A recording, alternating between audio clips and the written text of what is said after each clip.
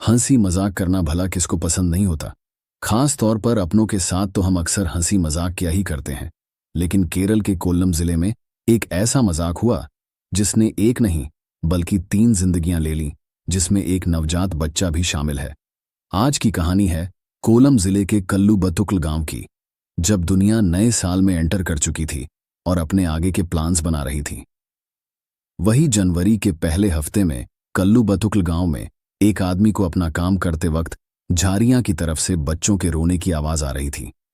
इसलिए उसने वहां जाकर देखना चाहा, और जब उसने देखा तो उसे झारियों में कुछ ऐसा मिला जिसके बारे में उसने कभी सपने में भी नहीं सोचा होगा। वहां उसने कुछ घंटे पहले जन्मे एक नवजात बच्चे को सूखे पत्तों के बीच लावारिस पाया। उसने तुरंत पुलिस को इन्फॉर्म किया। बच्चे को अस्पताल ले जाया जाता है, लेकिन उसे बचाया नहीं जा सका। फिर पुलिस की इन्वेस्टिगेशन शुरू हुई। आखिर किसका था वो नवजात बच्चा? क्यों उसे वहां छोड़ा गया? कौन थे उसके माँ बाप? और क्या यह बच्चा उसी गांव के किसी शख्स का था या कोई उसे यहां छोड़ गया था? जब केरल के कोल्लम जिले के कल्लुबतुक्ल गांव में पुलिस ने उस नवजात बच्चे को इलाज के लिए अस्पताल भेजा तो उसे नहीं बचाया जा सका। जिसके बाद वह बच्चा किसका था, यह पता लगाने के लिए पुलिस ने गांव के सभी लोगों से पूछताछ की, पर पुलिस को कोई भी क्लू नहीं मिल रहा था। फिर तभी पुलिस ने इस मामले की इन्वेस्टिगेशन में साइंटिफिक तरीके से जांच करने का फैसला किया, और फिर गांव के कुछ कपल्स का डीएनए सैंपल कलेक्ट किया गया, क्योंकि कोई भी ऐसा नहीं था जो सामने आकर उस बच्चे के क्लेम के लिए बोलता। फिर कुछ समय बाद पुलिस ने डीएनए रिपोर्ट के बेसिस से यह पता लगा लिया था कि आखिर इस बच्चे के माँ बाप कौन थे, जिनका डीएनए सैंपल उस बच्चे से मैच कर रहा था। और सामने आता है कि वह इसी गांव के एक दंपति थे जिनका यह जायज बच्चा था। वह थे 22 साल की रेशमा और उसका 26 साल का पति विष्णु। अब इस बारे में पुलिस सीधे रेशमा और विष्णु से पूछताछ करती है। शुरुआत में पुलिस की जांच के दौरान रेशमा और विष्णु दोनों ने यह बात झूठ लाई कि यह बच्चा उनका था, लेकिन बाद में रेशमा टूटी और उसने इस बच्चे की पहचान से पर्दा उठाते हुए रिवील किया कि यह बच्चा उसी का था। इनफैक्ट उसने एक चौंकाने वाला खुलासा भी किया कि उसकी प्रेगनेंसी की बात उसने घर वालों से भी छुपा कर रखी थी, और इसलिए घर वालों को जरा भी आइडिया नहीं था कि यह बच्चा उनके परिवार का ही था। जब नवजात बच्चे का सारा सच सामने आ गया तो पुलिस ने नवजात बच्चे को झाड़ियों में छोड़ने और उसकी मौत की जिम्मेदार रेशमा को अरेस्ट कर लिया। लेकिन अब सभी के मन में यह सवाल था कि आखिर रेशमा और विष्णु शादीशुदा थे। दोनों के बीच सब कुछ ठीक चल रहा था, घर परिवार में भी सब कुछ ठीक था। फिर रेशमा ने अपनी प्रेगनेंसी की बात न सिर्फ अपने परिवार से छुपाई बल्कि अपने पति से भी। आखिर इसके पीछे ऐसी कौन सी वजह थी रेशमा के पास? क्यों उसने अपने और अपने पति के बच्चे को पैदा होने तुरंत बाद ही झारियों में मरने के लिए छोड़ दिया था? क्या कोई मजबूरी थी? आखिर यह बात उसने घर वालों से क्यों छुपाई? और जो बात सामने आने वाली थी वह सभी को हिला के रख देने वाली थी। तो पुलिस ने रेशमा से इन सब के पीछे का कारण पूछा, और जो बात सामने आई वह पुलिस का दिमाग चकरा देने वाली थी। रेशमा का पति विष्णु 4 महीने पहले खाड़ी देश में काम करने चला गया था। इस बीच रेशमा की फेसबुक पर किसी से दोस्ती हो गई थी।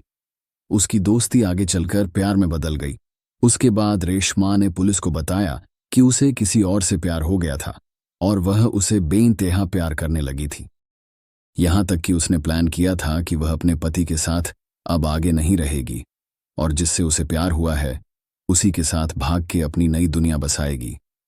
रेशमा ने बताया कि उसे जिससे प्यार हुआ था वह उसे फेसबुक पर मिला था, जिसका नाम आनंदू था, और चैट करते करते उसे उस शख्स से प्यार भी हो गया।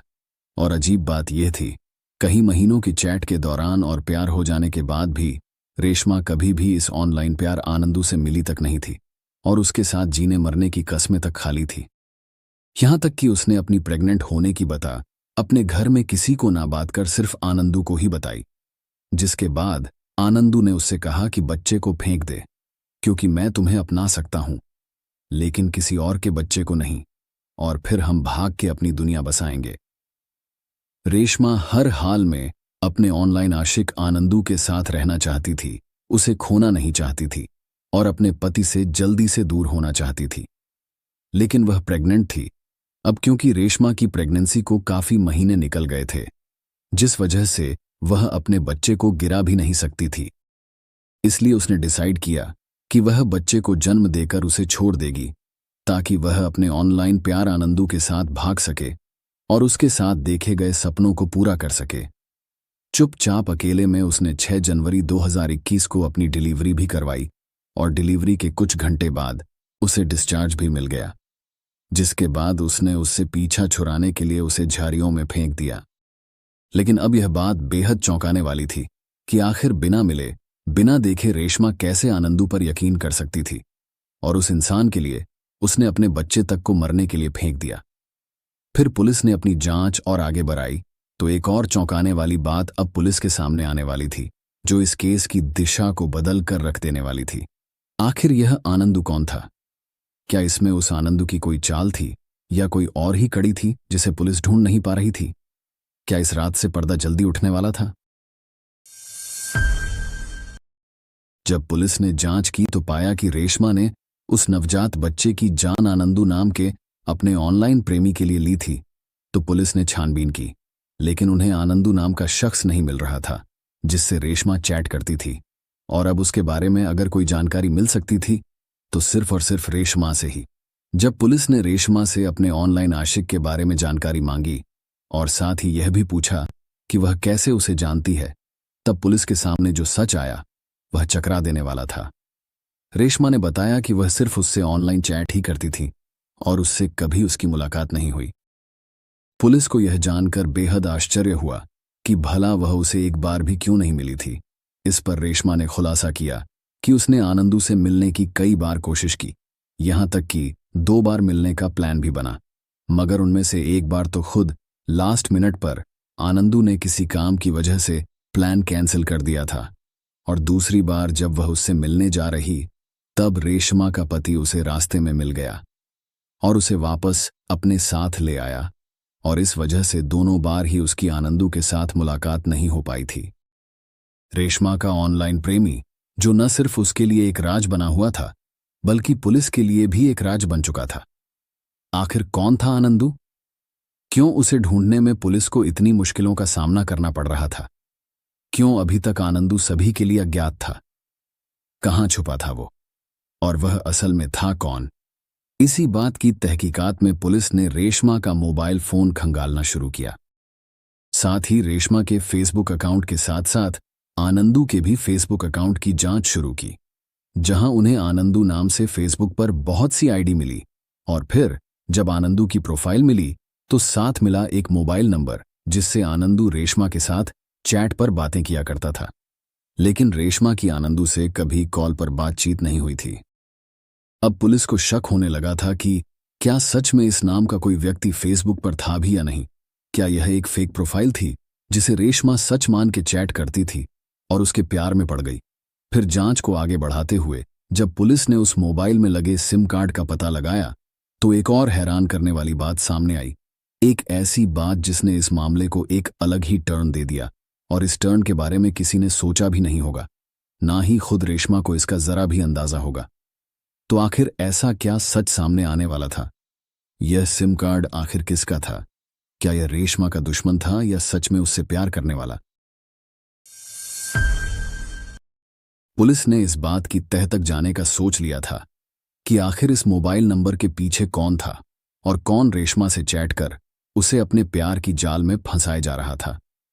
पुलिस की इन्वेस्टिगेशन में जिस मोबाइल नंबर पर रेशमा चैट कर रही थी, जब उसका सच सामने आया तो सब हैरान रह गए, क्योंकि वह किसी अजनबी के नाम पर नहीं बल्कि रेशमा के घर के एक सदस्य के नाम पर था, जिसने इस केस को और उलझा दिया।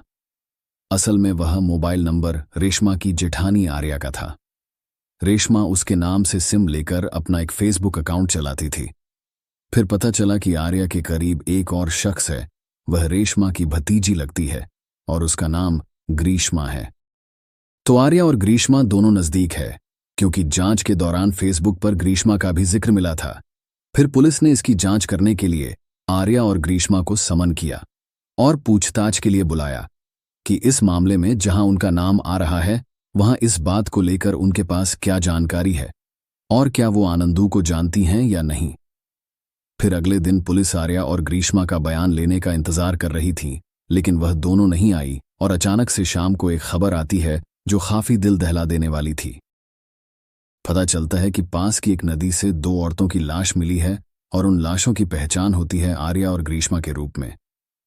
फिर पोस्टमार्टम किया जाता है जानने के लिए कि क्या यह हादसा था या मर्डर। क्या किसी ने सच बाहर आने के डर से इन दोनों को मौत की नींद तो नहीं सुला दिया? लेकिन रिपोर्ट के मुताबिक कुछ और ही सामने आने वाला था। असल में रिपोर्ट में इन दोनों की मौत में कोई फाउल प्ले नहीं मिलता है, बल्कि यह साफ था कि इन दोनों ने खुद से नदी में कूद के अपनी जान दी थी। फिर गांव वालों से पूछताछ हुई तो कुछ आई विटनेस मिलते हैं और बताते हैं कि हाँ, इन दोनों को नदी की तरफ जाते हुए देखा गया था। एक तरफ एक नवजात बच्चे की मौत पहले ही हो चुकी थी। फिर अब इस फेसबुक की प्यार की कहानी में ट्विस्ट आ जाता है, क्योंकि जिससे इस केस में और कोई क्लू मिलता, अब उन दोनों की यानी कि आर्या और ग्रीष्मा की मौत हो चुकी थी। तो अब 3 लोगों की जान का कारण बन चुका था ये फेसबुक का प्यार है, और दूसरी तरफ अपने नवजात बच्चे को फेंकने और उसकी मौत का कारण होने की वजह से रेशमा पहले से ही जेल की सलाखों के पीछे थी। पुलिस ने आर्या और ग्रीष्मा को पूछताछ के लिए थाने बुलाया था, लेकिन अब उन दोनों के ही खुदकुशी करने की खबर आ गई थी। क्या वजह थी कि आर्या और ग्रीष्मा को ऐसा कदम उठाना पड़ा? लेकिन अब आर्या और ग्रीष्मा की अचानक से खुदकुशी ने पुलिस को हैरान कर दिया। तो क्या यह दोनों ही वजह थी रेशमा के जेल में होने की? और अगर हां, तो ऐसा क्या किया था उन्होंने जिसकी वजह से इन्हें खुदकुशी करनी पड़ी? क्या थी असली कहानी? अब इस केस में इस ट्विस्ट के आने के बाद पुलिस इस घटना के पीछे के असली मजाक को ढूंढने में आर्या और ग्रीष्मा के कॉन्टैक्ट्स, घर वालों सभी से तहकीकात में लग जाती है और करीबियों को ढूंढ के उनसे पूछताछ करती है। तभी इस घटना की परत दर परत खुलती है और सामने आती है इस केस की सच्चाई। दरअसल आनंदू कोई और नहीं बल्कि आर्या और ग्रीष्मा का रचा एक फेसबुक फ्रेंड था। वह रेशमा के साथ फेसबुक पर फेक आईडी बनाकर मजाक मजाक में चैट करती रही, क्योंकि रेशमा और आर्या और ग्रीष्मा लगभग एक ही उम्र की थी, तो उनके बीच हंसी मजाक का भी रिश्ता था। वह दोस्त थे और यही सोचकर आर्या और ग्रीष्मा ने रेशमा के साथ यह प्रैंक प्लान किया था। लेकिन इसके अंजाम से अनजान जब इन दोनों लड़कियों को न्यूज़ चैनल के जरिए जब पता चला कि रेशमा ने अपने फेसबुक लवर के बारे में पुलिस को बता दिया है और उसी फेसबुक लवर की वजह से एक मासूम की जान गई थी, तो वह दोनों डर गई और उन्होंने जाकर नदी में कूद के अपनी जान दे दी। हालांकि दोनों के मरने के बाद यह राज शायद राज ही रह जाता अगर आर्या और ग्रीष्मा ने अपने कुछ दोस्तों और करीबियों को इस फेसबुक मजाक के बारे में न बताया होता। पुलिस की तहकीकात में आर्या की दोस्त ने पुलिस के सामने खुलासा किया। आर्या ने ग्रीष्मा के साथ मिलकर यह फेसबुक अकाउंट आनंदू के नाम से बनाया था और दूसरी तरफ रेशमा का पति अब खारी देश चला गया था, जिस वजह से उन्हें रेशमा के साथ नई तरह से प्रैंक करने का आइडिया आया और वह रेशमा से मजाक करने लगे। फिर धीरे धीरे आनंदू और रेशमा के बीच प्यार हो गया और रेशमा अनजाने में आनंदू के लिए बेहद सीरियस हो गई। फिर जब रेशमा ने प्रेगनेंसी की बात आनंदू यानी कि आर्या और ग्रीष्मा को बताई तो उन्हें यकीन नहीं हुआ। उन्हें लगा कि वह भी मजे ले रही है, क्योंकि अगर रेशमा प्रेग्नेंट होती तो उसके घर में सभी को पता होता, और ऐसा कुछ नहीं था और इस बात का उन्हें पूरा यकीन था। तो उन्होंने भी ऐसे ही मजे मजे में बच्चों को फेंकने को कह दिया कि कोई बात नहीं, ये बच्चा अगर हमारी दिक्कत बनेगा तो तुम इसे कहीं फेंक आना। मगर रेशमा तो इस झूठे प्यार को पूरी तरह से सच ही मान रही थी। वह तो सच में आनंदू से प्यार कर बैठी और उसने उसे ही अपनी प्रेगनेंसी की बात बताई थी। लेकिन यहाँ क्योंकि रेशमा की प्रेगनेंसी की खबर घर में किसी को नहीं थी, इसीलिए यह फेसबुक प्रैंक करती आर्या और ग्रीष्मा भी नहीं समझ पाए। और जब पुलिस ने इन दोनों को पूछताछ के लिए बुलाया तो ये दोनों बहुत डर गए। उन्हें लगा कि अब ये पकड़ी जाएगी और इसी डर से उन्होंने सुसाइड के एक दिन पहले ही कुछ लोगों से ये बात शेयर की थी कि आर्या और ग्रीष्मा का फेसबुक का मजाक था जो उन्होंने रेशमा के साथ मजे के लिए किया था। और यह बात आर्या ने खुदकुशी से एक रात पहले अपनी सास को भी बताई थी, जिसकी बाद में पुष्टि भी हुई। और इसी के साथ एक फेसबुक से किया मजाक ने एक हंसते खेलते घर को तबाह कर दिया। कैसे शादीशुदा खुशहाल दिखने वाले पत्नी ने पति को धोखा देकर उनके नवजात बच्चे को मार दिया, जो अब सलाखों के पीछे है। कैसे घर की ही 2 महिलाओं ने अपने इस मजाक के एक्सपोज होने के डर से खुदकुशी कर ली थी, क्योंकि इस मजाक की वजह से एक नवजात बच्चे की मौत हो गई थी। इस घटना से हम सभी को यह समझने की जरूरत है कि मजाक किस तरह का करना चाहिए और उसका सामने वाले पर क्या असर हो सकता है। कोई ऐसा मजाक नहीं करना चाहिए जिससे किसी की जिंदगी तबाह हो जाए।